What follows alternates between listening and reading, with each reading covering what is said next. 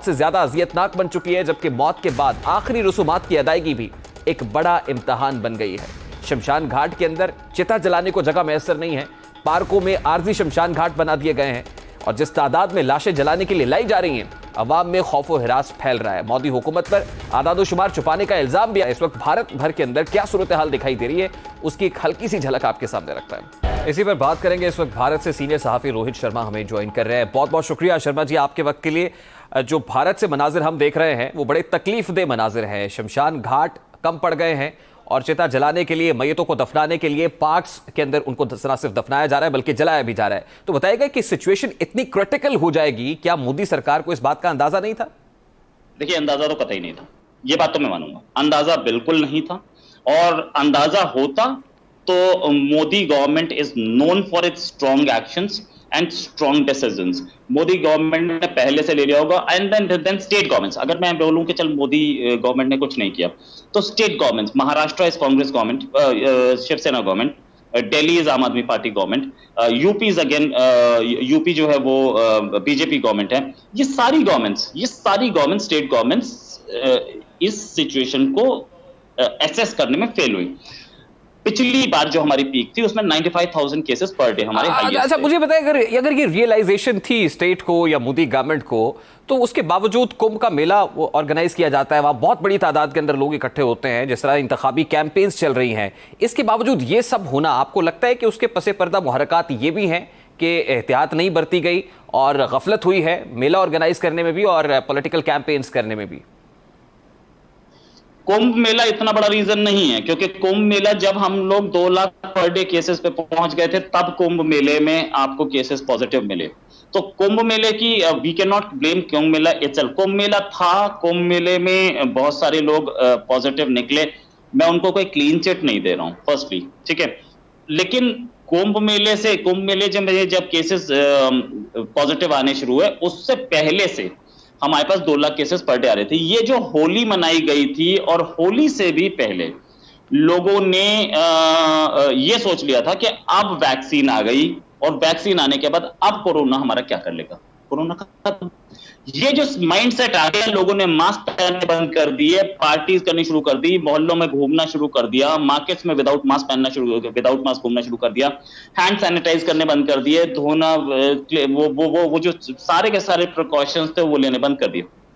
उससे ये बहुत तेज फैला, और इस बार का जो वो है स्ट्रेन है वो 50 टाइम्स मोर कम्युनिकेबल है। बिल्कुल सही कह रहे हैं। ये जो माइंडसेट है आम कॉमनर का, ये भी मरवा गया है। बिल्कुल ठीक कह रहे हैं आप। अब मुझे ये बताइए कि ऑक्सीजन इस वक्त लोगों को मैसर नहीं है, अस्पतालों के अंदर ऑक्सीजन बेड्स मौजूद नहीं है, हमने सड़कों पर भी लोगों को सिसकता तड़पता देखा है, कुछ विजुअल्स हमारे पास ऐसे खौफनाक आ रहे हैं।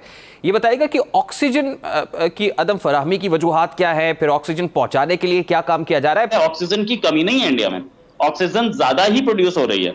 अब गवर्नमेंट ने क्या किया कि वो इंडस्ट्रियल जो जा रही थी उसको बंद कर दिया, ठीक है। अब इंडस्ट्रियल ऑक्सीजन बंद करने के बाद अब प्रॉब्लम कहां है कि ऑक्सीजन सिलेंडर्स की कमी। ऑक्सीजन वैसे तो नहीं आ सकते ना, वो सिलेंडर में आएगी, सिलेंडर्स की प्रॉब्लम, ऑक्सीजन के सप्लाई की प्रॉब्लम। ऑक्सीजन इन कंट्री में एक लोकेशन पे बनती है, दूसरे में जाती है, उसके लिए ट्रक जाएगा, लेके आएगा। तो गवर्नमेंट ने क्या किया, वो ऑक्सीजन एक्सप्रेस ट्रेन चला दी पूरी मालगाड़ी के ऊपर, पूरे गुड्स ट्रेन के ऊपर ऑक्सीजन सिलेंडर, ऑक्सीजन का ट्रक भरा हुआ लगा दिया जाता है, एंड वो ट्रेन फुल स्पीड पे भागती है और लोकेशन पे पहुंच जाती है। ये सब कुछ हम पाकिस्तानियों से कोई बहुत दूर नहीं हो रहा, बल्कि सरहद के उस पार हो रहा है। तो कुछ हमारे पाकिस्तानी लोगों के लिए भी कोई मैसेज आपका, क्योंकि आप तो वहां पर ये सारी क्रिटिकल सिचुएशन देख रहे हैं, फेस कर रहे हैं, तो इख्तिताम पर कोई पैगाम भी आपकी जानिब से? ICMR यानी कि Indian council for medical research ने ये बात कैटेगोरिकली बोल दी कि प्लाज्मा कोई इलाज नहीं है। पहली चीज, प्लाज्मा इलाज नहीं है, और अगर प्लाज्मा थोड़ा हेल्प भी करता है तो वो पहले 2 दिन में हेल्प करता है। जब तक आप प्लाज्मा अरेंज करते हैं तब तक तीसरा दिन आ चुका होता है, तो plasma is useless. Sharma ji, आप प्लाज्मा की बात कर रहे हैं, माजरत के मैं आपको टोक रहा हूं, लेकिन अब तो ऑक्सीजन भी ब्लैक में फरोख्त हो रही है। देखिए, वो ब्लैक मार्केटिंग आज तो हाई कोर्ट ने बिल्कुल स्ट्रॉन्ग क्रैकडाउन किया है गवर्नमेंट पे कि आप, we give you all the powers, जहां जहां पे आपको दिख रहा है ऑक्सीजन सप्लाई में ब्लैक हो रहा है, आप उसको फौरन अपने कमांड में ले लीजिए, ठीक है। ऑक्सीजन भी ब्लैक हो रही है, नो डाउट अबाउट इट। लेकिन फिर भी मैं बोलूंगा, पाकिस्तानी दोस्तों को बोलूंगा, भाइयों को बोलूंगा कि प्लाज्मा जो है वो कोई थेरेपी नहीं है। प्लाज्मा से बच के रहें। प्लाज्मा के नाम पे बहुत बहुत ब्लैक मार्केटिंग चल रही थी, इंडिया में भी चली, और वो हो सकता है वो पाकिस्तान में भी चले। और दूसरी चीज, अपनी गवर्नमेंट को आप ये आइडिया जरूर दें कि पहले ही आपके जितने इंडोर स्टेडियम्स हैं उसमें कहीं से भी बेड लाके लगाएं, ऑक्सीजन सिलेंडर लगा दें, हो सके वेंटिलेटर लगा दें, ताकि ऑक्सीजन की कमी से जो लोग मर रहे हैं वो बच जाए। अगर आपने एक इंडोर स्टेडियम में 500 बेड लगाए और फिर आपने कुछ ऐसे 4 स्टेडियम लगा दिए, तो आपके 2000 बेड तैयार होगा। और 2000 पाकिस्तान जैसे कंट्री में जहां पे इस समय कोरोना केसेस कम दिख रहे हैं, 2000 से ज्यादा बेड की जरूरत नहीं पड़ेगी। हो सकता है 10,000 की भी पड़ जाए। तो ये 2-3 स्टेडियम में आपको एक शहर में बता रहा हूं, दूसरे शहर में दूसरा स्टेडियम होगा, तीसरे में तीसरा होगा। तो इससे क्या होगा कि आपकी वो लाइफ बच जाएंगी जो कि ऑक्सीजन की कमी की वजह से हो रही थी। और ऑक्सीजन फुल कैपेसिटी पे बनाने की जगह ऑक्सीजन प्रोडक्शन बढ़ा के, और oxygen cylinder is the most important thing. Oxygen होती है हाथ में, आप ऑक्सीजन मरीज तक पहुंचा नहीं पाते हैं क्योंकि सिलेंडर नहीं होता है। तो ये भी एक बहुत इंपॉर्टेंट, और जैसे ही कमी होती है ऑक्सीजन सिलेंडर की, तो जो बिल्कुल ठीक ठाक आदमी है वो भी सोचता है कि कल मुझे जरूरत पड़ सकती है, वो एक ऑक्सीजन सिलेंडर अपने घर में लाके रख देता है, बताता नहीं किसी को। अच्छा शर्मा जी, इख्तिताम पे वन लाइनर मैं चाहता हूं, इस ऑक्सीजन बेड और ऑक्सीजन सिलेंडर से बचने का भी कोई तरीका है? देखिए नहीं, जो चीज हेल्थ के लिए जरूरी है वो जरूरी है सबसे। या तो फिर आप एक ही काम करें, अपने घर में बंद हो जाए, बाहर निकले ही ना, प्रिकॉशंस पूरे ले।